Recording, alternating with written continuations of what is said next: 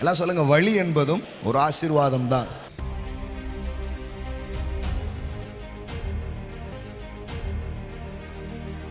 உங்களுக்கு தெரியுமா, வலியை உணர்கிற ஒரு ஆற்றல் உங்களுக்கு இல்லைன்னு வச்சுக்கோங்களேன். இந்த அடிப்படையில் ரெண்டு சில பேர் பார்த்தீங்கன்னா சேலை தீ பிடிச்சி கை இப்படி சொட்ட உடனே என்ன பண்ணிடுறீங்க, எடுத்துறீங்க. உங்களுக்கு வலியை உணரவே முடியலன்னா அது பாட்டு தீ பிடிச்சி இவ்வளோ எரிஞ்சிருக்கும். என்னது 4 விரலை காணும். அந்த பெயின் தான் உங்களை என்ன பண்ணுது, உங்களை பாதுகாக்க உங்களுக்கு என்ன பண்ணுது, உதவி செய்யுது. ஸோ இதை எடுக்க முடியாது. இது இருக்கிறது நல்லது. எல்லாம் சொல்லுங்க, பெயின் இஸ் த பிளெஸிங்ஸ். சில பேருக்கு எதுக்காக இப்போ ஜெபம் பண்ண வேண்டியது தெரியுமா, உணர்வே இல்லாமல் போயிடுச்சுன்றாங்க. இந்த காலுக்கு உணர்வே இல்லாமல் போயிடுச்சு, கைக்கு உணர்வே இல்லாமல் போயிடுச்சுன்றாங்க. மீட்டிங்கில் பார்த்தீங்கன்னா ஒருத்தங்களுக்கு இடுப்புக்கு கீழே அவங்களுக்கு என்ன இல்லை, உணர்வே கிடையாது. உணர்வை உணராத சிலர் பாருங்க, கூட்டங்களில் ஆராதனையில் கர்த்தர் சுகமாக்கி அதுக்கப்புறம் பார்த்தீங்கன்னா உணர்வு எழுந்து ஆடி இருக்கிறாங்க.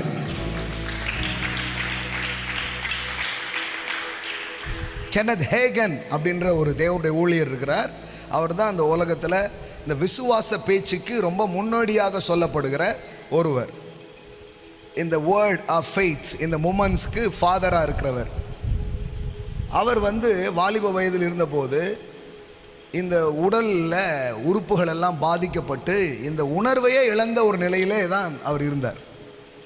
அப்பொழுது தேவனுடைய வார்த்தையை அவர் படித்து கொண்டிருந்த போது, எவனாகிலும் ஒருவன் இந்த மலையை பார்த்து பெயர்ந்து தள்ளுண்டு போ என்று தன் இருதயத்தில் சந்தேகப்படாமல் விசுவாசித்தால் அவன் சொன்னபடியே ஆகும். அந்த வார்த்தையை படித்து கொண்டிருந்த போது அவருக்கு ஒரு ரெவலேஷன் உண்டாச்சு. கடவுள் என்னை சுகமாக்கிட்டார், என்னை குணமாக்கிட்டாரு, நான் இந்த வியாதியில் இல்லை, ஐ எம் ஹீல்டுன்ற வெளிப்பாடு அவர் கிடச்சிச்சான்.